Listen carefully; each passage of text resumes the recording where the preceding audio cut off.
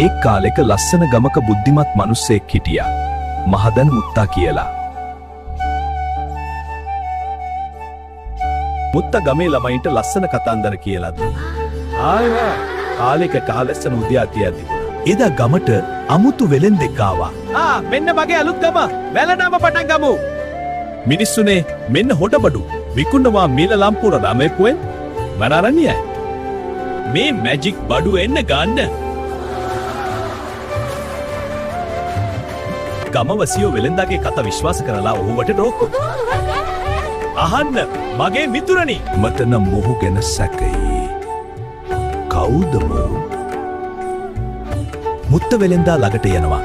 ආයිවන් තිවෙන ලොකුණු කජුකොප්ප කියෝ. ඔව් මෙන්න හොඳම තේරීම. බලන්න. මේ බඩු වැඩ කරන විදියට. හරි මහත්තයා.